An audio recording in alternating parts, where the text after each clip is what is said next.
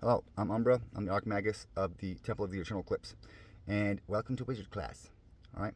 So, just as a preface, you needs must understand that I can't really address people's concerns in the format that YouTube sort of enables in making these videos, and the historicity of this place and why certain things are. It's just the scope is too large to, you know, predict some sharp turns that maybe you might have more difficulty suspending your disbelief in hearing, okay? But try to do your best to show up if you're watching these videos in good faith and just hear what I have to say. And it does resolve, okay? Understand that many people, for much of the history of this planet, have considered the tales of mages and mystics to be metaphorical, to be hyperbolic, to be something they thought they were talking about this, or but it doesn't necessarily have anything to do with the experience that's trying to be conveyed.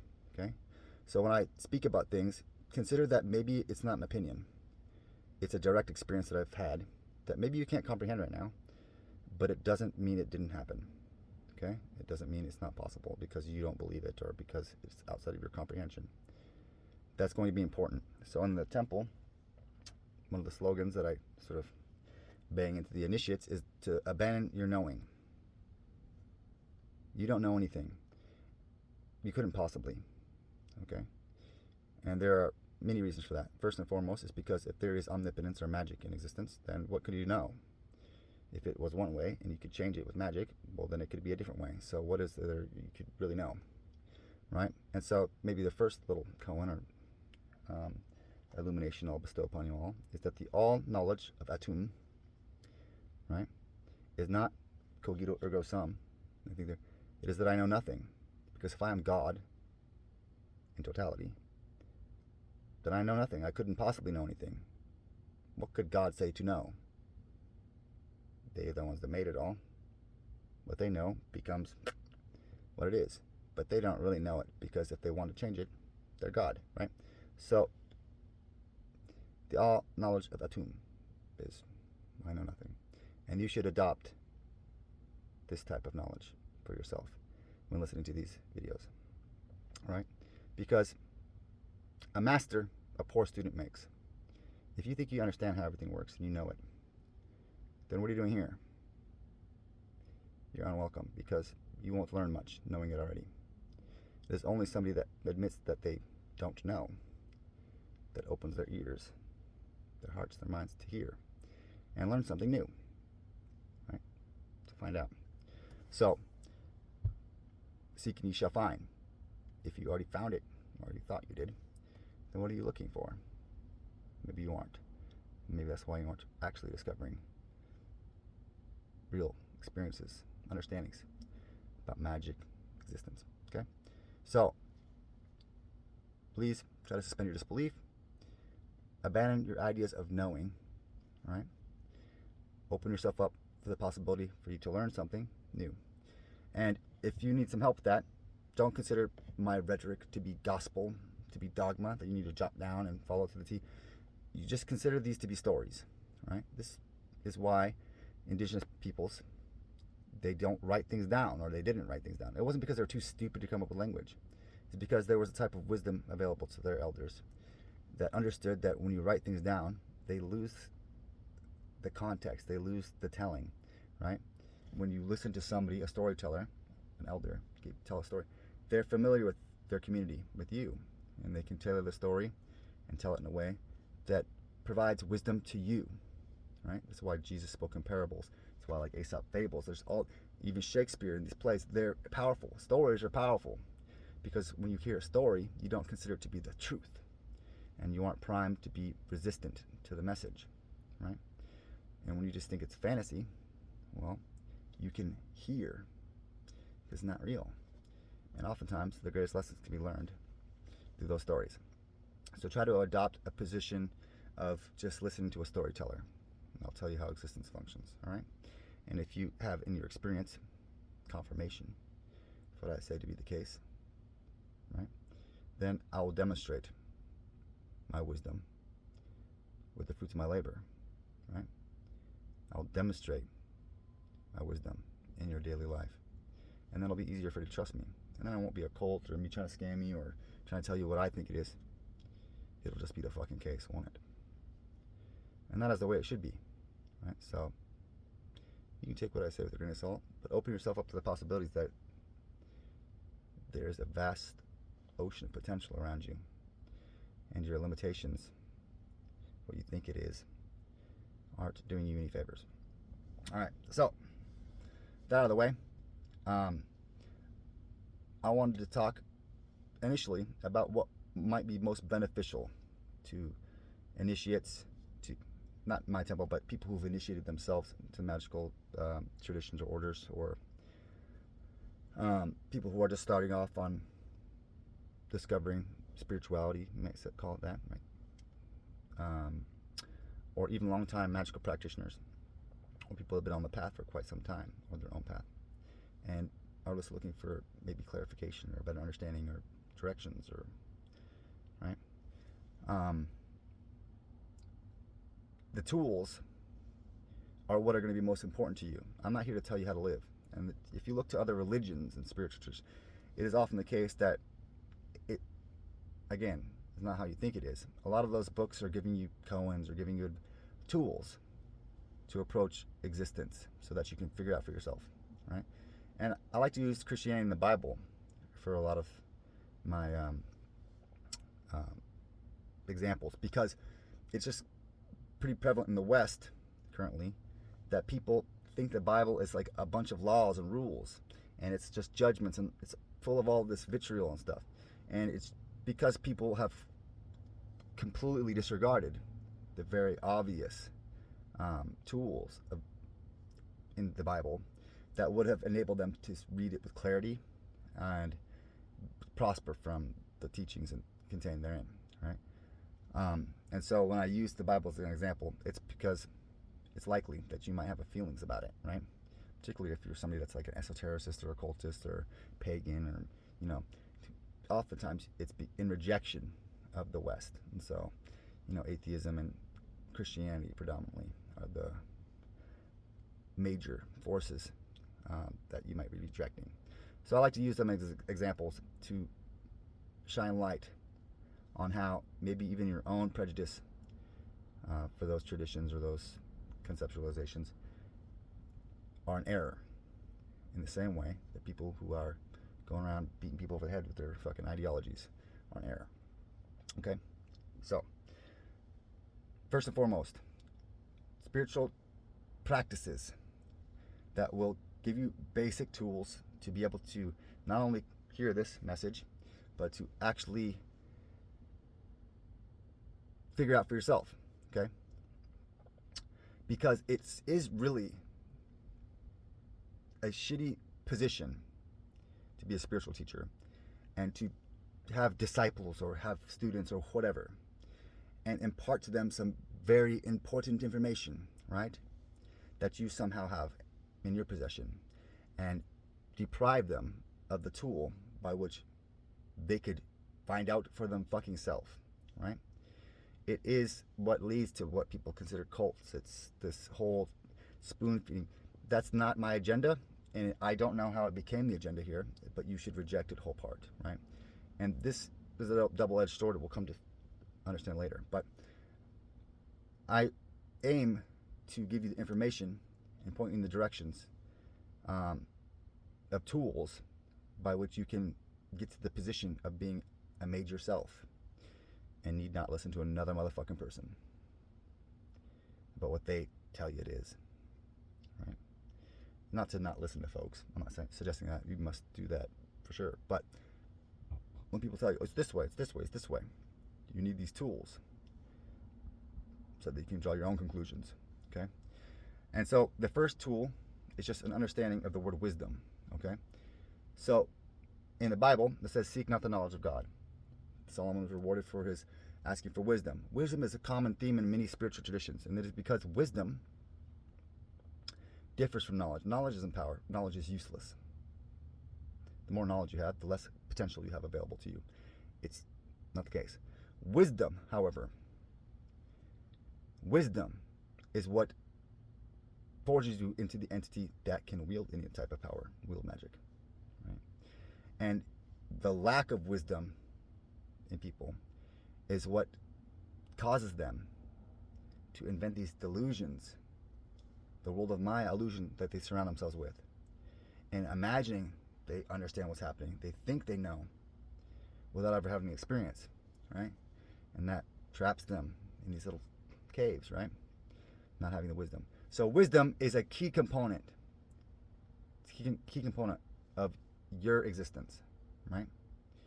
And if you're a younger viewer or an older, your lived experience might differ greatly, right? And that is going to be an important factor.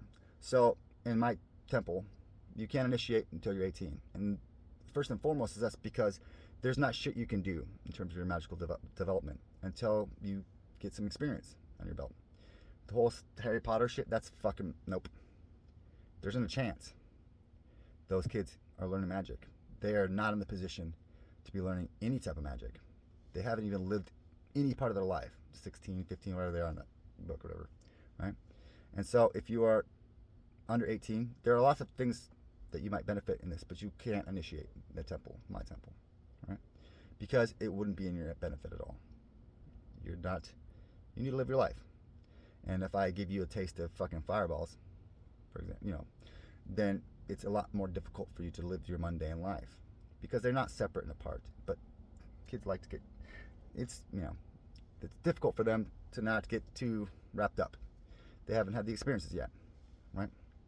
And additionally, you might be somebody that's lived a great many years, right? And you must be honest about what you've actually experienced, your wisdom, okay? You probably possess more wisdom than that 18-year-old.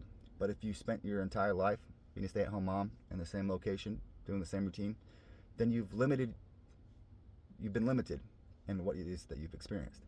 And that's not an admonition. I'm not casting aspersion. It is just what it is, all right? So wisdom is key component. Additionally, nearly as important, is honesty. And you don't need to be honest with me, necessarily, but honest with yourself. And this is often the most difficult for folks. Lots of folk fuck around and find out and have wisdom. But very few people, when confronted with the truth, the honest reality of themselves, find it very, very difficult. It's a bulk of the spiritual work, you might consider it, right? And it is just sort of like this, I don't know where it first emerged, but to put it bluntly, a vast majority of people hate themselves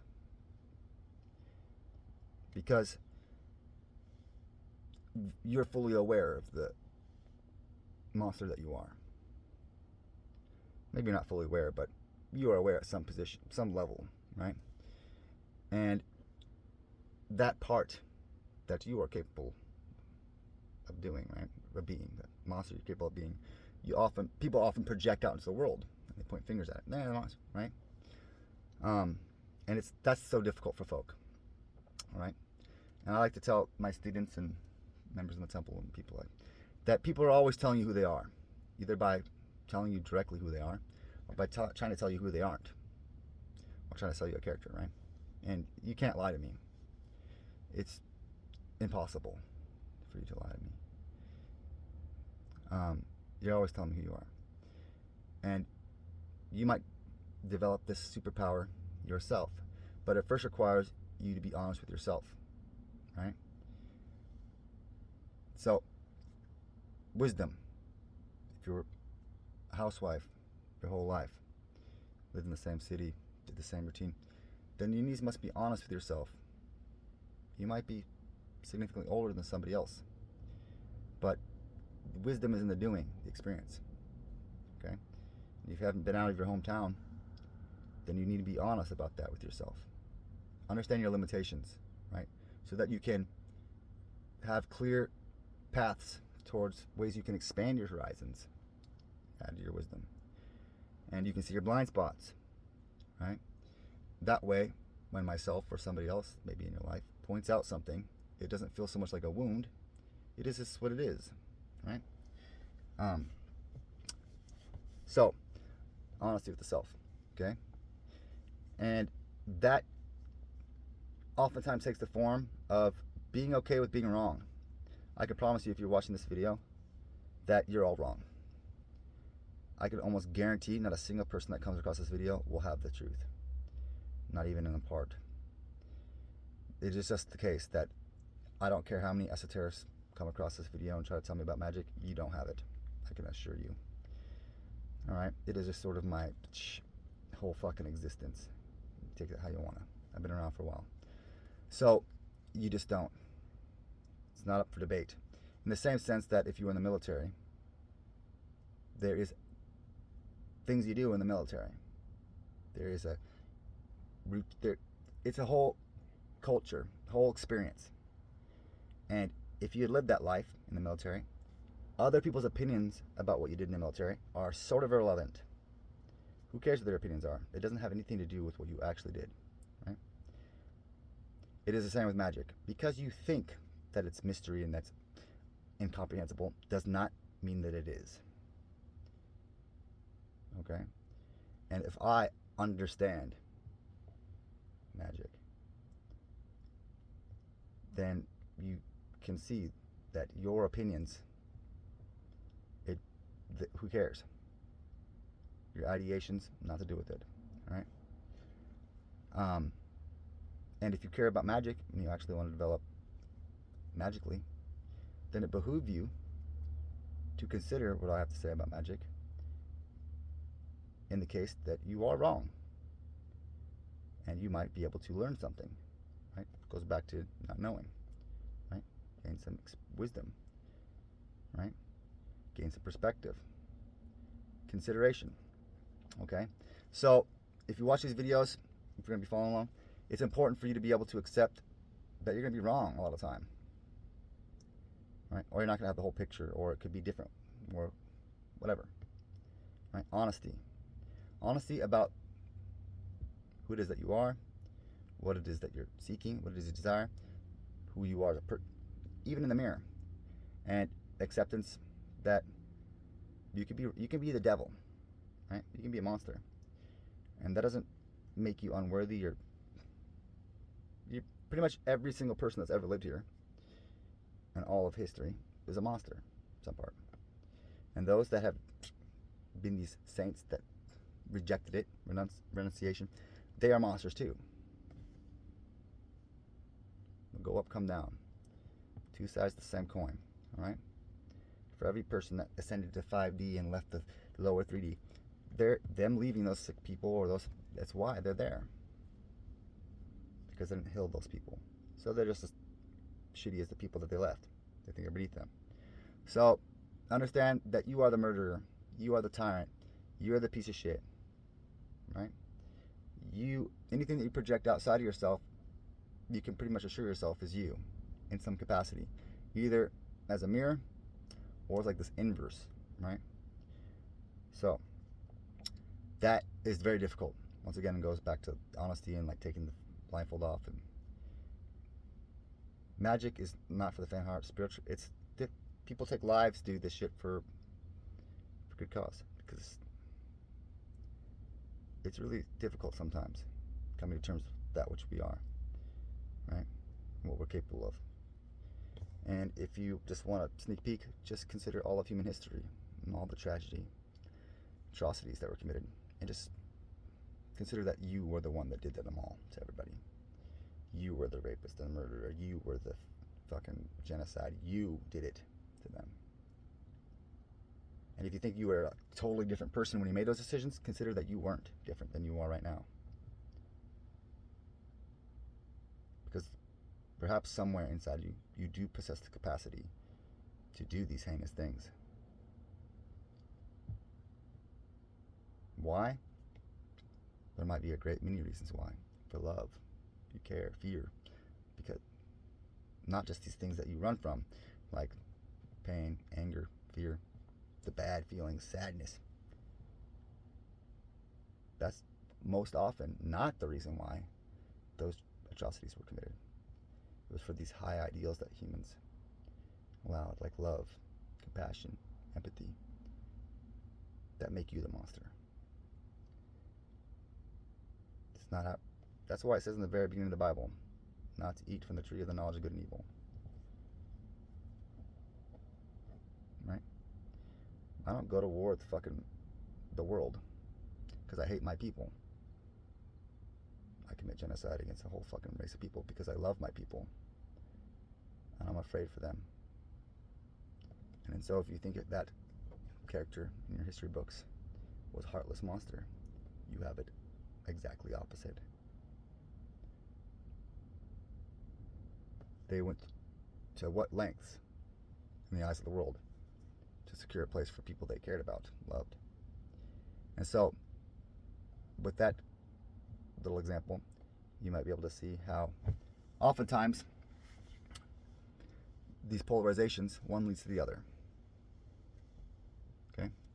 And when you try to go if you have the happy feelings, love and joy and stuff, often you separate yourself from those who don't have those happy, lovey feelings. And so you get to feel things, and they never have the people around that may demonstrate by their actions the necessary things for them to feel those things, right? If you're always like throwing rocks at fucking people that are drug addicts and homeless and stuff, and you shit on them, they're always so rude.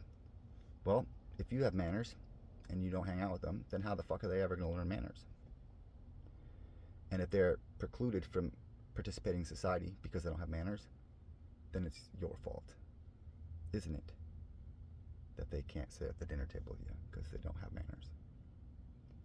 And they were born that way and nobody taught them. And you know better.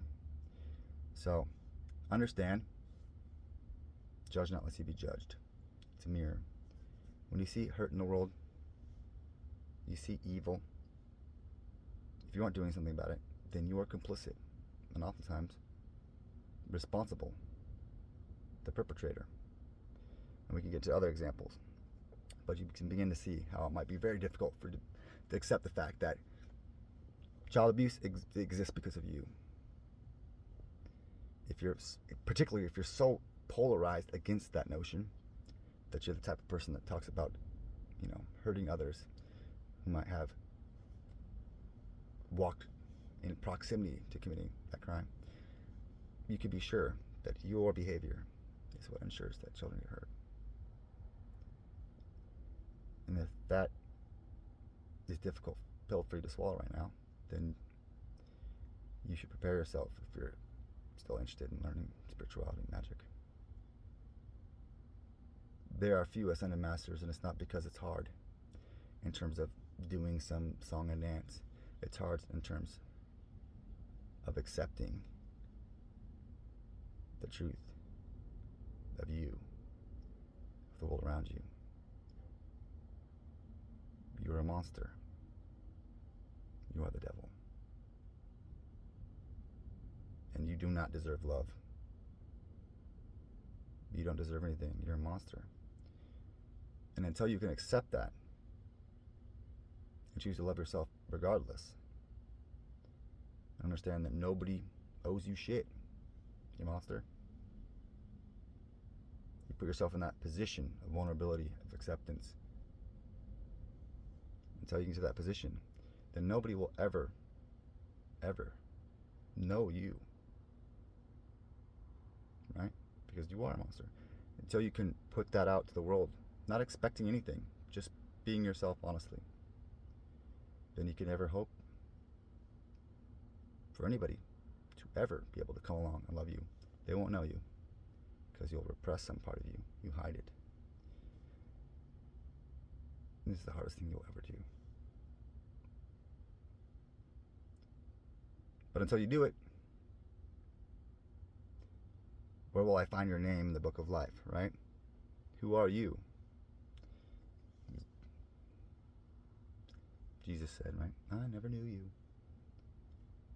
So, honesty, wisdom, acceptance, surrender. People call it surrender. It's not surrender to anybody but yourself, right? And grace, give it to yourself. relax the grip on trying to be more than you are. Right? That's I would say by and large the most difficult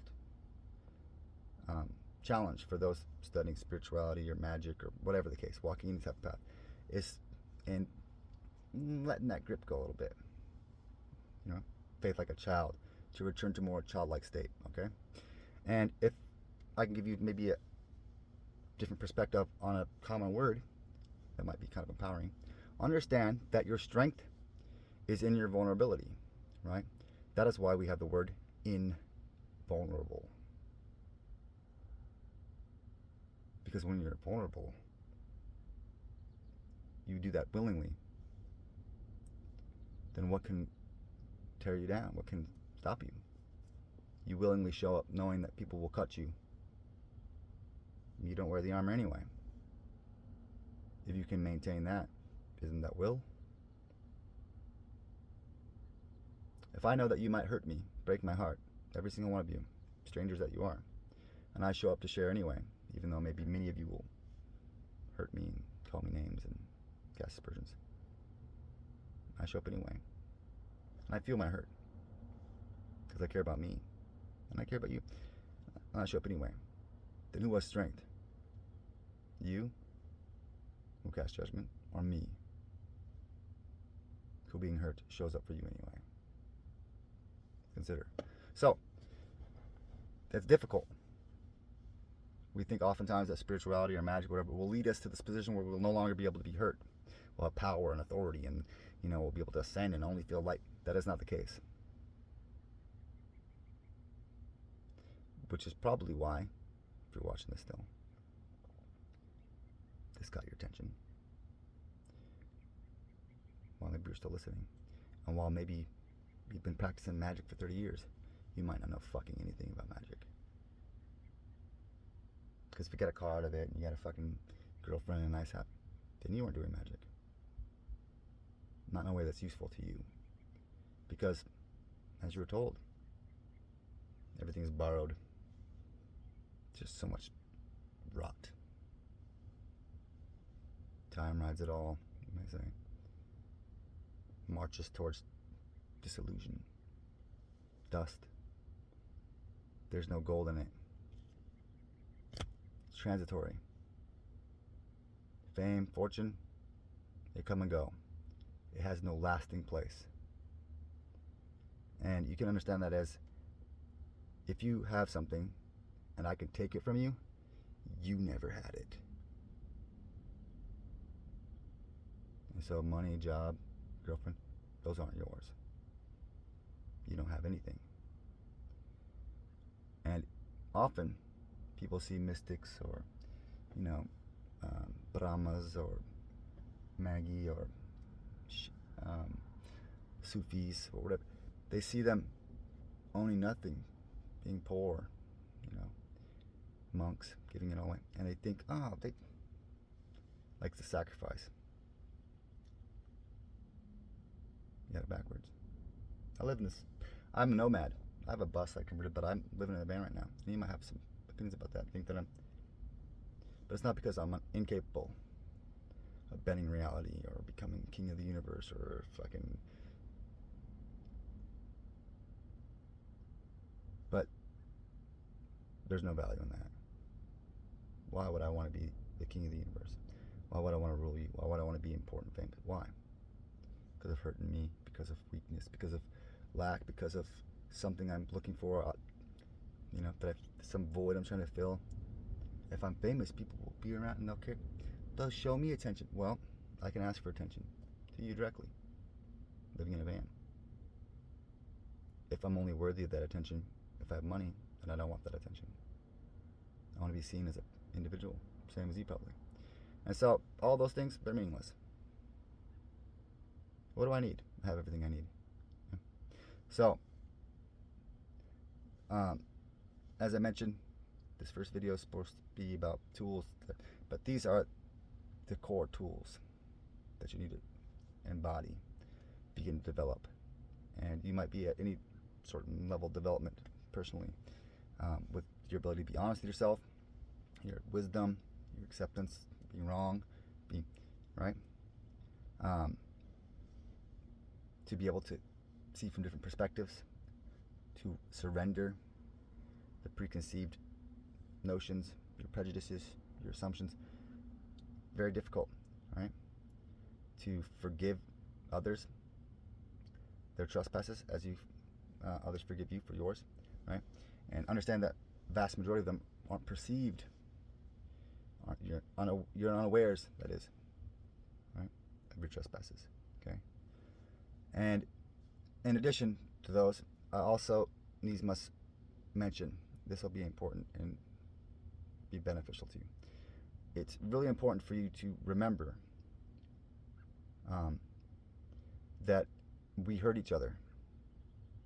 It's an inevitability. You cannot, particularly if you're going to learn magic, there's no way that you're ever going to be able to be in proximity to other entities that are unlike you. They're not clones, right? They're not just fucking carbon copies.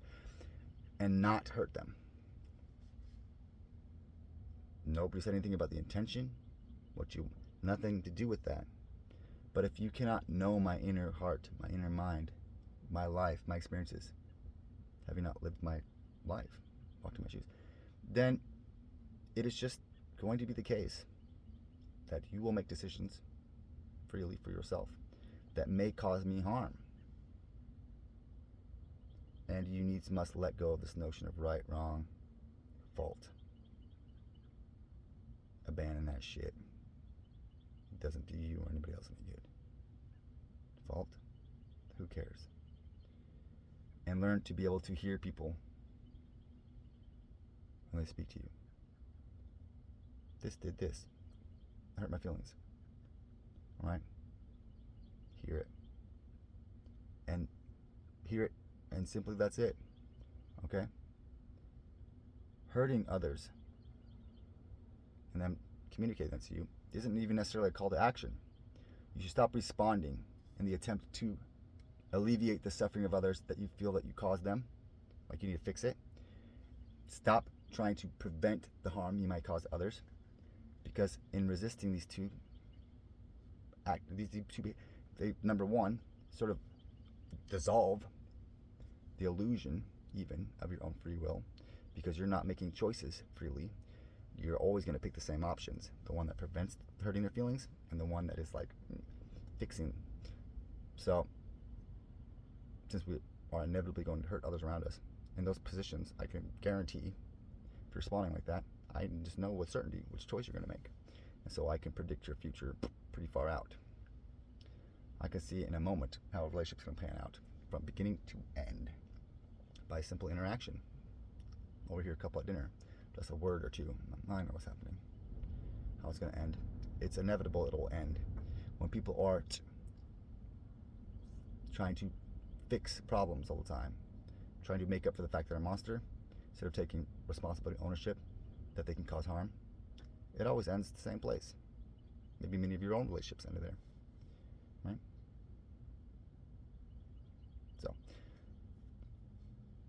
we hurt each other, okay?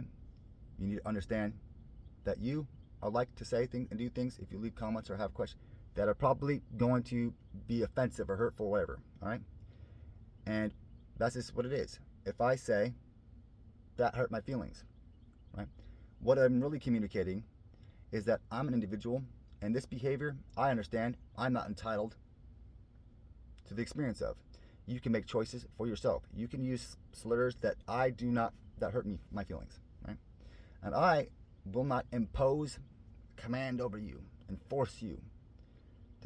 I understand that you are free, and you can do whatever the fuck you want. But when I communicate the type of language hurt my feelings, it gives you the opportunity to demonstrate with your actions whether you give a fuck about me or not. If you come back and you keep using those slurs, at some position, I can make space for myself. Get the fuck away from me. Because you're not entitled to me either. We're not entitled to each other. That's another delusion about humanity. They think that there's unconditional love and a soulmate and that they're entitled. Nope. As I mentioned, you're a monster. You don't deserve anything. You're not entitled to anything. Not the company of nothing. You got you, and what you can do for you, and that's it. As far as I'm concerned, other entities, you don't own, they're not for you. You don't own people. They're not your property. You can't, there's nothing that you'll ever be able to do that will secure you a permanent other motherfucking person.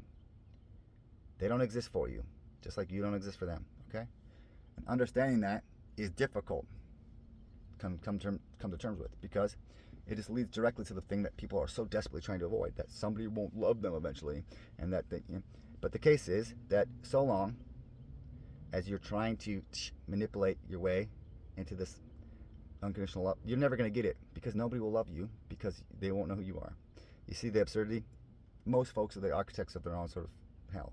So when I advocate for myself and I tell you or others they've crossed the line, caused harm to me or whatever, it's an opportunity for people to connect. It's not really a fault thing. It's not about fault. It's either it happened or it didn't. What's the reason? Who cares? I didn't mean to. I'm aware you probably didn't mean to, but that is the worst thing that you can say in response, right? It doesn't matter if you meant to. It's already done. If I slapped you in the face, you're like, that hurt. Oh, I didn't mean to. Who gives a shit? And we can get caught up in the argument of like, it doesn't matter. It hurts you. That's what you're communicating. And I can actually give a fuck about you and be like, what did I do? Oh, you slapped me and that hurt. Oh, okay. Sorry I hurt you. That's it. You don't even have to be sorry. Okay. It hurts me slap. I wasn't aware. Alright? And next time we meet, maybe I slap you again. If I want to. Then you can make the decision, the choice, whether or not you want to grace me with your presence. If you want to put up, right? And I could show up, you haven't communicated that, and determine for myself, if I care enough about you as an individual entity, another, that I don't want to make your life harder. I want to demonstrate with my actions that I would actually like to make your life easier. A demonstration of my actual love, compassion, and caring. Okay? So, all those sort of, you might consider more conceptual, wisdom, honesty, acceptance, the ability to sort of be wrong or to be vulnerable, right? And the understanding that on the flip side there, you are going to be the tyrant in many situations. You're going to be a piece of shit. I hear that kind of often as a mage and magic particularly, but just every day. Oh, I guess I'm just a piece of shit. Yeah. You hear that. Well, I guess I'm the bad guy. I'm just a piece of shit. Yeah. Sometimes you are. If you can't accept it, sit with it. That sometimes you're the fucking bad guy. You did a thing. You hurt somebody. It doesn't have to be a big deal. But you do have to choose whether or not you're going to wallow in your self-loathing, or if you're going to decide that you can, oh man, I'm a piece of shit. I fucking hurt that person's feelings. I don't want to do that. I like them. And I'm going to try to not do it next time. I'm going to show them that I don't really think they hate them. I don't really want to hurt them. I'm sort of selfish, but I don't know. I want to show them that they matter to me by not hurting them that same way. Listening to them. Not feeling guilty. Not trying to explain it away. Just being like, okay, all right. Yeah, all right. So don't do that. Don't bang your sister. That hurts your feelings. Easy. Right? She's coming on to me again. I do the best that I can. Right? I choose for myself, and you choose for yourself. How much we're willing to share with folk. Okay? And that has to do with honesty too. And it's the hardest component of honesty, to be frank with you. Okay? All these are necessary components to your development. They are intrinsic. They are so vital. And perhaps at this position you can already see why so few people make any real progress spiritually or magically. Because these are key facets of your development. How many people, yourself included, have the wisdom, have the acceptance, have the honesty, have the acceptance of being vulnerable, the vulnerability, right? And or the ability to take ownership, the responsibility. How many act from a position of entitlement, privilege, of ownership, of right, wrong, justification, excuse, intention? Are you among those folk? Because if you are, you aren't shaping reality. You're not even shaping your own lived experience. You're responding. You're avoiding. You're deluding. Or you are avoiding, right? Like you're secluding. And those aren't anything that will help you develop. You're a seed that is in a dry, room temperature cellar, in a fucking Ziploc bag on a shelf somewhere. You're not growing into shit. It takes being planted, getting dirty in the soil, being watered, to be pounded by rain and sun, for that process for you to grow, right? It's all those things. And if you're avoiding the water, you're avoiding the soil, you're avoiding the sun, so on and so forth, then you aren't growing, or you're growing weakly, right? And if you pull up by the roots by a strong wind or too hot of a day, you needs must have all those things, okay? So, maybe it's not the tools that you were thinking they were going to be, but they are vital. If you follow along with these videos, then a little journal might help you to sort of catalog the sort of main points, right? I know that I have a tendency to sort of trail off, digress, and things can get muddied, but I try to give many examples of what I'm referring to when I point in a direction, okay? So wisdom, honesty, vulnerability, and then ownership or responsibility, right? And one more clarification on the honesty and the... So when we communicate, you should start to understand that communicating something is not a call to action, okay? So here's a really good example. I get this kind of a lot, being sort of, you know, a male cis-presenting person teaching magic and shit. Get called cult leader or whatever, right? You might be an attractive person to me, right? And I can communicate to you, you're hot, I would bang, right? That does not necessitate, it's not a call to action. Me vocalizing it is just like vocalizing my hurt. It gives you the opportunity that if you have interest to show up in a way that I've demonstrated or I've communicated, I'm interested in exploring, right? And it is so often the case that many people, they use this communication like it's deceptive and subversive, right? They'll tell you all this shit that it ain't, right? In the attempts of getting something that they really want, right? They'll pretend to be like, I'm loving my sister, and they really just want to bang a bunch of people, right? And then that's what leads to dangerous situations or cults. But I'll tell you, if you're hot, goth, you know, wizard chick, I'm probably into you. I'm a person much like you, right? And I can just tell you straight up, oh, you're such a babe. I'll hold your hand, make out, watch Wally with you, right? And because I can communicate that with you, you don't have to even respond. It's not a call to action. I'm not imposing anything on you. I'm just telling you, communicating what I'm interested in, right? Much like if you were into a similar hobby, I'm into that hobby. I'm not assuming that you're going to play or do the hobby with me. I'm just providing opportunity for a connection to occur, right? It allows people to consent or to participate voluntarily instead of putting them into positions where they have to consent in the middle of it. And so this type of communication, it's not different. It's just sort of putting, you know, the donkey in front of the cart, right? And it has to do with consent in any other regards, right? We see that seems to be an issue with most people, right? But if I've gone on a date with you, right? But if I want the date to go further than the coffee, that will be communicated at that table, right? And the next maybe few hours discussed before. I'm not going to invite you over to watch TV at my house. And then, nope, because that's not what I want to do, right? Does that make sense? And so I'm going to just announce it there. And people might, that's kind of forward. Well, I don't want to fuck with you if that's what you feel about that, right?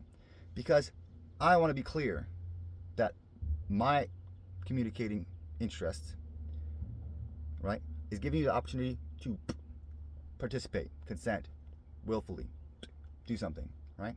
And if you're incapable of being that type of person that has that communication, then you're not safe for me.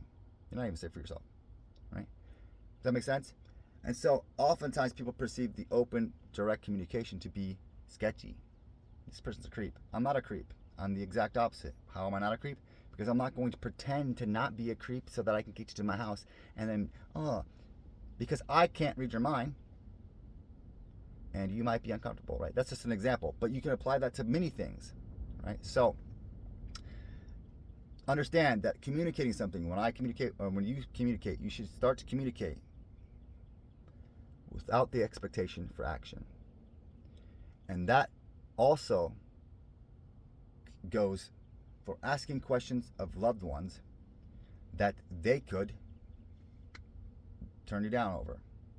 You see this a lot in relationships where people are like, hey, you want to go to a movie? The other partner, by default, is like, okay. Even if they don't want to go. Why?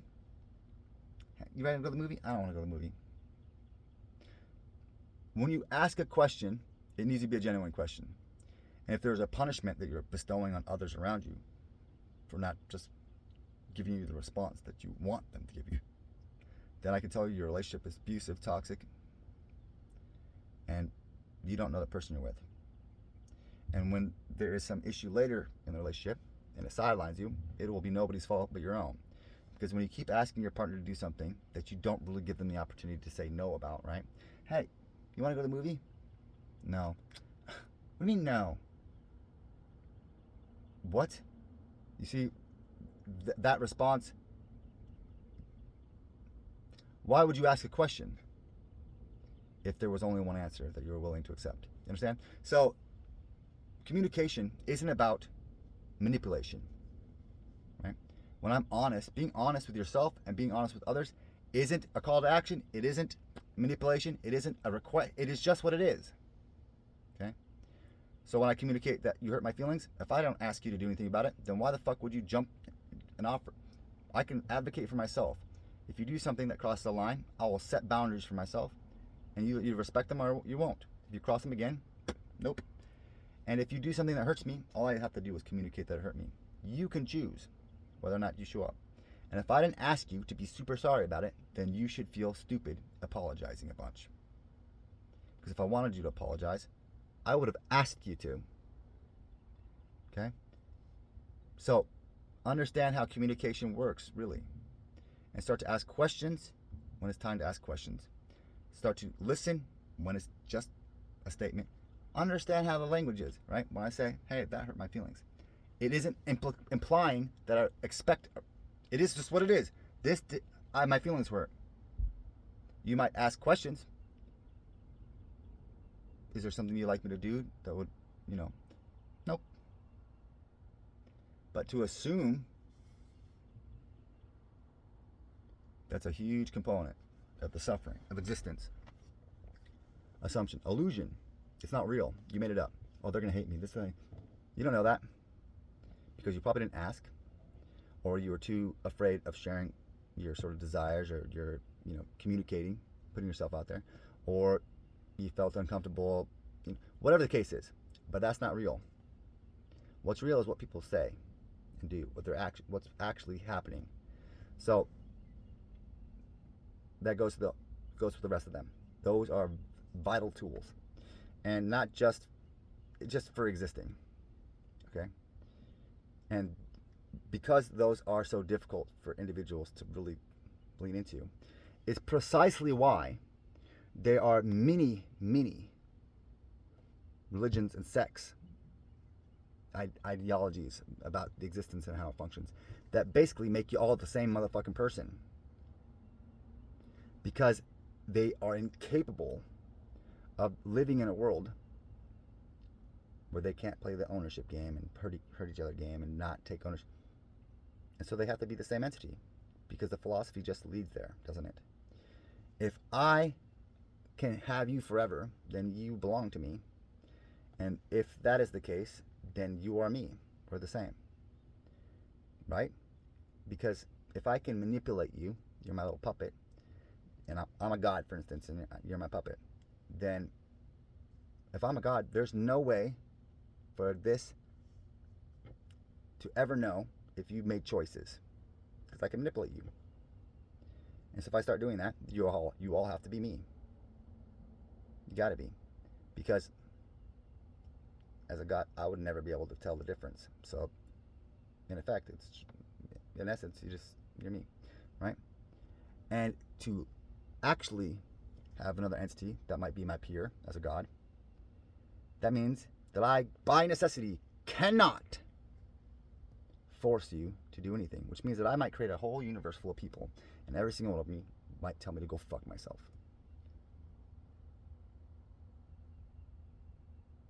That is the reality that you must face, the philosophy. It is the case that you may be God, created the whole universe, love everybody, and they might fucking hate you and tell you to go fuck yourself. And you can't do a damn thing about it, because if you do, they were never free. They were just you playing puppets with yourself. And so, in liberating others and allowing them to hurt you and leave you even though you loved them so much and you did all this stuff for them, did you do it for them or did you do it for you? Be honest. Because if you did it for you, well, it was just you anyway. If you did it for them, when they walk away, you did it for them, right? So what's the problem? That they didn't reciprocate? Well, then you were doing it for you. And that is like to hurt. Take my word on that one. It's a lot. We hurt each other. I don't own you. I expect, following maybe some wisdom that I have available here, using some tools, that you liberate yourself. Perhaps one day we're both in positions as peers, and I might have spent a great effort to get you the position to be my peer, magically or otherwise, right? And you might just not like me. And I might love you so much that I showed up for years, and it would matter little if you just didn't want to fuck with me. And either I wanted to liberate you because you deserve to be free, or I did it because I wanted you to love me. But there is this weird kind of absurdity in that, right? And that if I was doing one thing, I want to teach you so that you would love me. Maybe that is the case. But I needs must accept the potential that you won't. Because if I don't, then you never could have loved me to begin with. So, love is you have to choose to do that. Otherwise, again, it's puppets, right? I'm playing puppets with myself. That's not really what I'm aspiring to get, right? If I'm helping you liberate and you walk away, then basically I put effort into freeing somebody. Maybe it will benefit another individual, and I can sort of feel accomplished for liberating somebody. It's a value hold. And I can never expect somebody who hasn't liberated themselves from, being puppeted by their lives, right, to love me genuinely, see me honestly. I can't ever expect that to happen if people aren't liberated. So it serves me either way. It's just you don't always get what you want, particularly as it has to do with other entities. Okay, and then if you look at religious dogma or doctrines and spiritual traditions, you'll notice. Here's where I'm going to start throwing stuff in that will start to illuminate the world you live in, spiritual practices and why they exist. Right? You'll notice that the traditions, religious traditions and spiritual traditions that promise you a soulmate or a fucking unconditional love or forever and ever, they're the ones in which you remain here as a servant or a child forever. Because you have to understand that if you're waiting to go into the kingdom of heaven forever and Jesus loves you unconditionally forever, then you are him. He loves you unconditionally because he loves himself unconditionally. How, he just learned to love himself, and so you're him. And you might be ignorant of it, but they're not. And it's because you didn't develop the ability to have Jesus tell you no.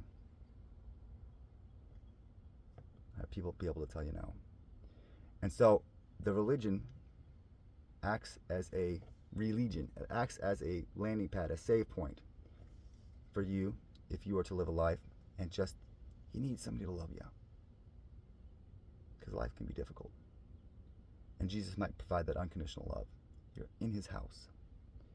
And so you might understand then that Jesus, as an ascended master or as one of the just, you might think what you do about Jesus, but he provided a great mercy.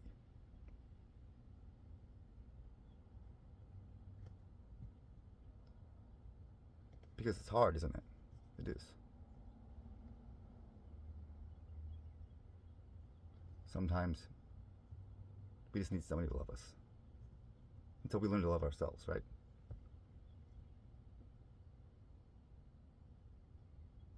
And it's not the only way that it is. It's a place of refuge, a resting point. Much as in Buddhism. In Buddhism, they have the Buddha, Nirvana, right? And there's this lofty goal of reaching Buddhahood. But you must understand, just think about it. You can experience it too, and I'll teach you the tools to be able to do it yourself. You can attain Buddhahood. But I can promise you, when you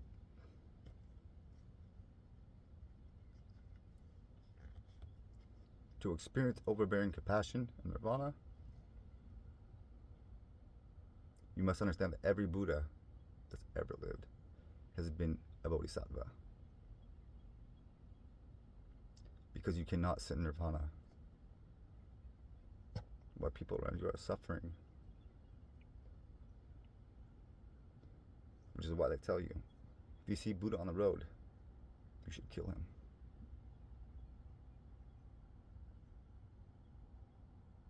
Because life is suffering.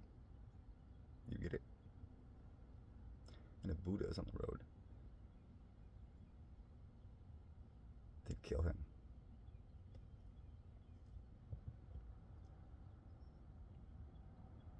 That's why they talk about it in Tibetan Buddhism and Buddhism.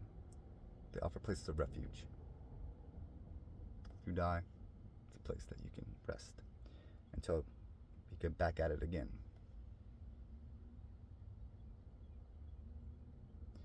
And the world takes a different,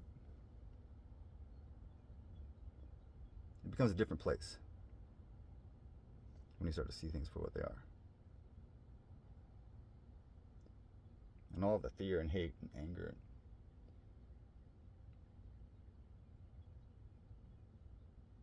becomes very difficult to hold on to in the wake of people like Siddhartha and these characters like Jesus and Zoroaster and all the people that are members of those orders, traditions. Maybe you might not believe this in this moment, but I've contemplated and I'm pretty confident that most monastic monks, I feel, maybe not currently, but most monastic monks, I feel, have reached nirvana a long time ago. It's just that you don't understand what it is. I've experienced it.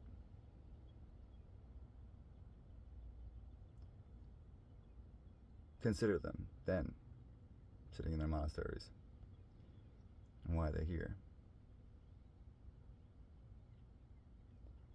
Because they care about you. So,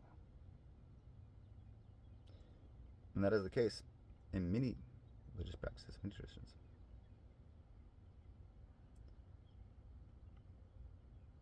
So,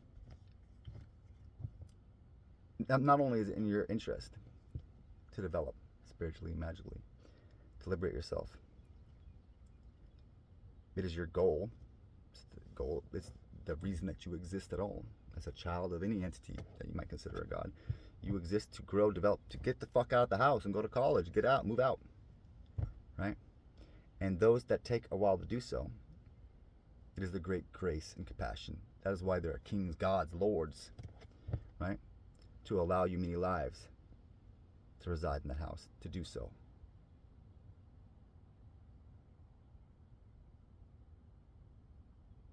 So, if you're in my house, and I tell you, I'll take your time. But don't take too long. You can fall back, but you should walk. And if you're not doing that in your life now, it is in your interest. And not only is it in your interest, it is your responsibility. It is the entire, it's only you can walk for you. And it's not easy, but it's for you. You understand? Let he who is his own belong to no other. Anything that I can take from you, you don't have. It's not yours.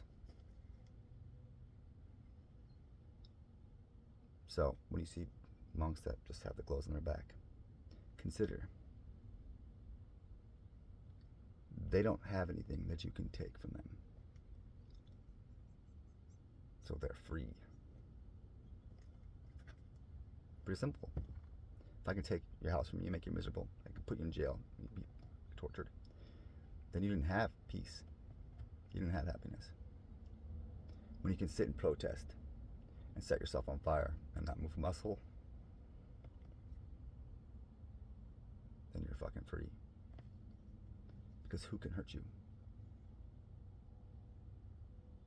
And as I do these videos, I'm a very emotional person. I've experienced things that many of you probably won't be able to comprehend.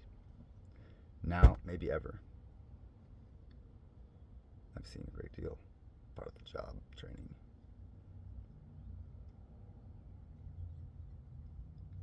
That's why I do what I do. Because I care about you. Not only do I care about you, but I care about every single person that showed up for you and others. All the way back to the beginning. I honor them. For my own sake. I think it's a position. If it wasn't for Buddha, Zoroaster, Jesus, if it wasn't for all those, I would have been fucked. All those gods and entities that helped me along the way, I would have been fucked. When you put the crown on at the top of the mountain, you got to recognize that it's not so that you can lord it over other people. It's so that you can walk down the mountain again with the authority to bring everybody at the base up to the top with you. And they got to climb on their own, but when they get there, they all get crowns.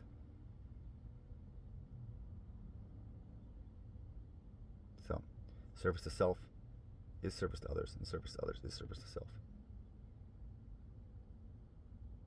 Your happiness is my happiness. Your joy, my joy. Your suffering, my suffering. There's only one real gold. You're surrounded by them. Living gold walking all around you. Dull and leaden right now. And I'm here to perform transmutation so that you can go out and do it for others.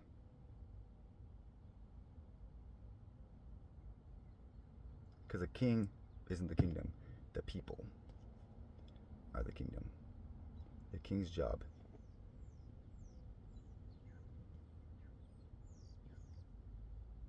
is to make his kingdom prosperous and happy. The people. Not to be in charge. Not to be... Understand?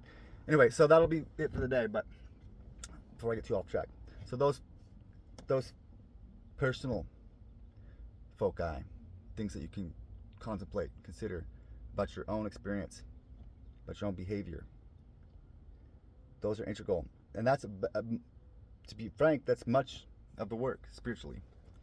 If you can just be on, and there's spiritual reasons and magical reasons for it too, that but it will not be easy.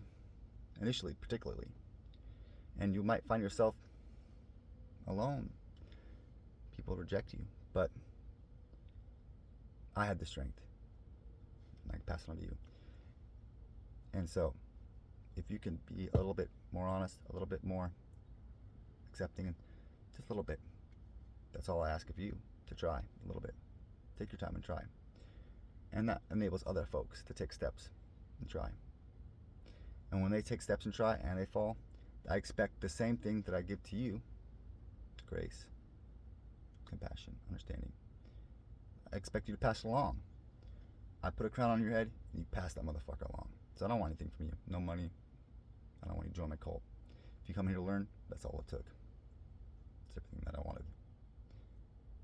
And then you just take your time, as long as you need. But try. Try to move the fuck out of your mom and dad's house. Try to be on your own. Try to do it. And if you fall, there's a net behind you. But if you just sit on the couch all day, at some position, you're not going to be able to do that. You get it? So, your inheritance, not your fault. But it is your responsibility.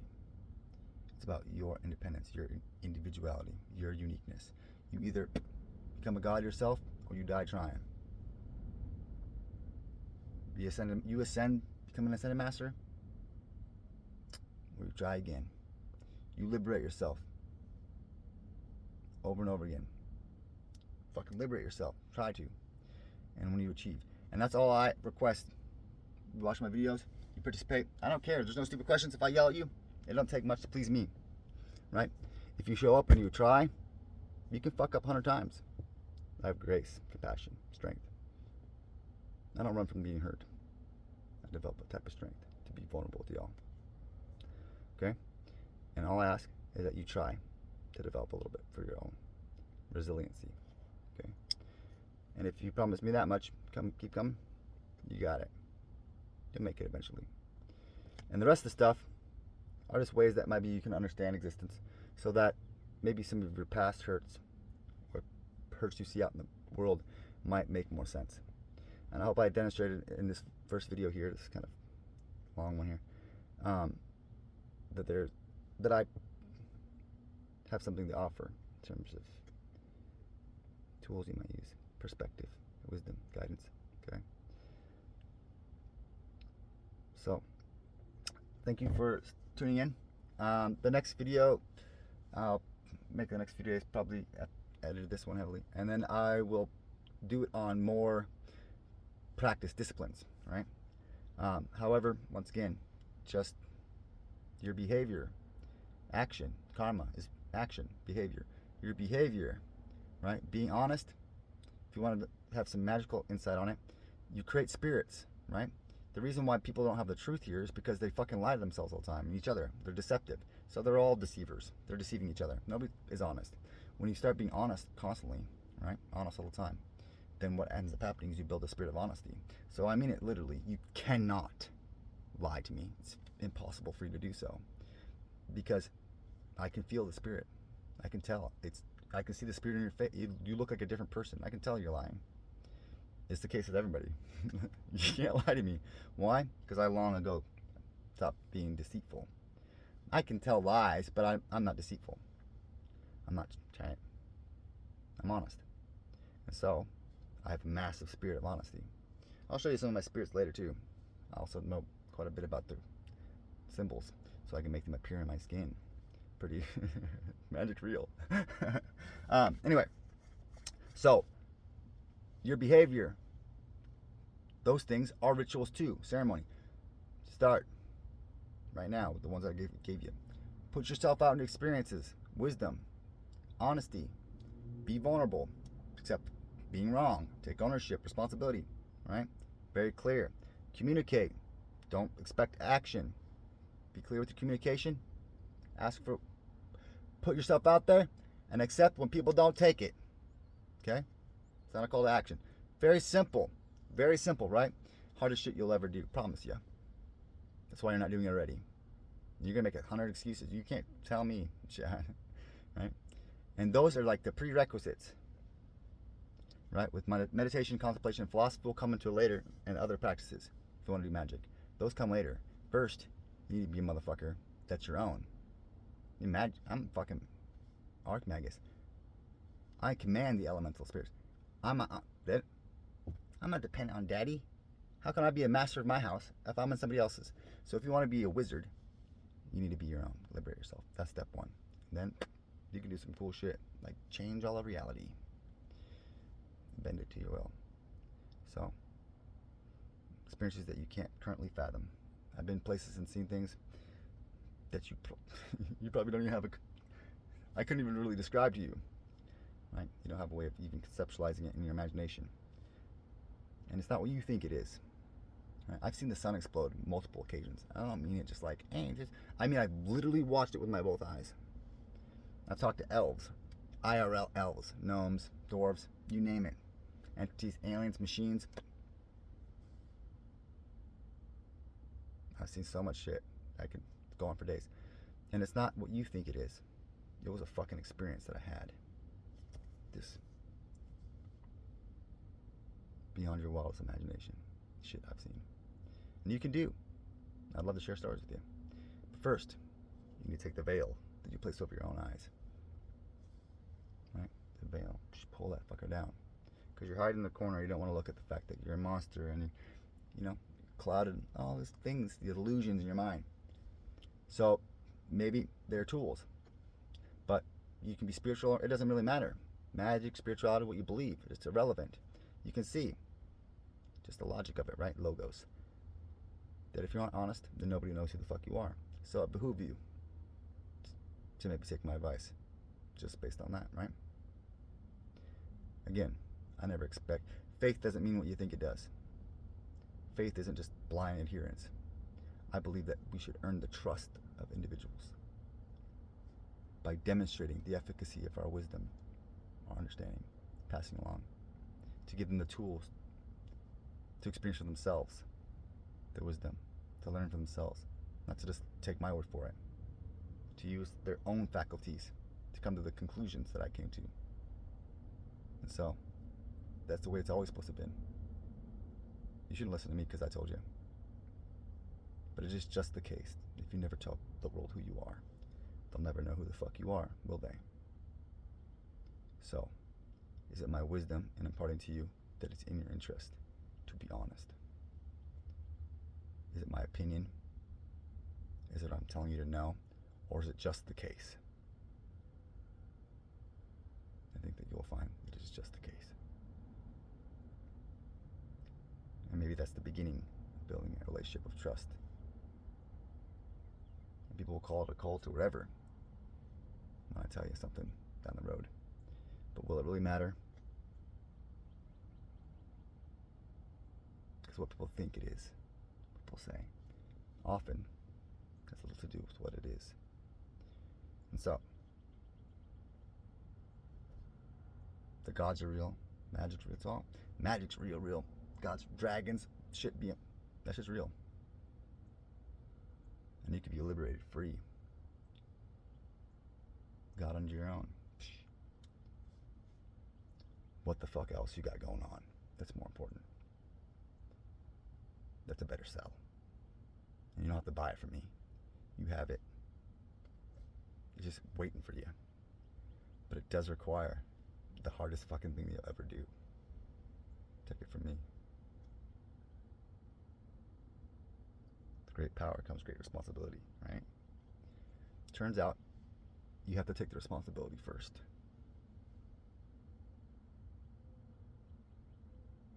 So, all these people playing dress up, not doing magic, not spiritual mumbo button. It's not that hard, it's simple. It's simple in action. It takes courage and heart. It takes a quietness of the mind. Right? But you all, no matter who comes across this, you all possess the faculties, the capability to become a fucking literal god. That's kind of what you're. It's kind of the. If you're born from gods, you're you don't grow into like a fucking dog. Like sort of where you get to, right? You possess that. It's not different than what you are right now. It's learning from the position you're in how to be okay with that and how to interact with other motherfuckers. Then you get the magical powers. Okay. What else you got going on? Your job? Give me a break. Okay. So anyway, we'll see how this video does, and then I'll post more useful tools. I'm just gonna make some videos that'll just be up even if I don't get any kind of response, so that people can just go through them and find access to information about tools, some lessons on meditation, contemplation, philosophy, how to do spiritual stuff, and then they can just tap in if they want to. Anyway, if you watch this video and you find it interesting, or if you have any comments, concerns, complaints, suggestions, then please leave me a comment or whatever. I clearly haven't been using YouTube, but it's decided to start today. I don't even know if I can post videos this long, but we'll find out. And if you want to get a hold of me, there's this, and then I have email, Discord, TikTok, a bunch of shit. Yeah, and also I do other things too that I do I sell art. I don't do that often, most esoteric shit, but I do occasional stuff, and I do provide magical services, so long as they are non-essential. So things like tarot readings or divination, I take donations on that. But things that maybe are essential, like you got some real shit going on, I never charge money for that. Just to be transparent, I do have a magical temple. The chances of you being able to be initiated in that temple are very slim, however, right? Because that would be to take you into my house, and I want to be more responsible for entities than I already am, right? But all the secrets, the mysteries, they're readily available, right? And I don't hide them. These secrets keep themselves. You won't be able to see something if you can't see it, right? It's pretty simple. The truth's hidden in plain sight, right? Because nobody was ever keeping them secret from you. You were keeping them secret from you. All right, so with that understanding, yeah, like I said, if you're a hot goth fucking wizard chick, yeah, I probably won't touch your butt. Just, I'm also don't have any care for humane conception of the law or, morality or any of that, because this place is diluted beyond fucking. So before people are like, you're a drug addict and like a sex cult, whatever. If I could have a harem of hot babes to like make out with me while I did drugs, that sounds awesome, so save yourself the trouble if you're just passing through to make some rude comments. I'm not concerned about being what I am, right? It's kind of a weird sort of self-flagellation to be like, he's a bad person because he wants to have a good time and people to touch him and like him and then have good feelings. Like, it's a weird thing for you to be, shameful about to others, judgment. Like, yeah, fuck you for one that like have a cool life, right? But it's like I said, communication isn't a call to action. It's not an expectation, right? So,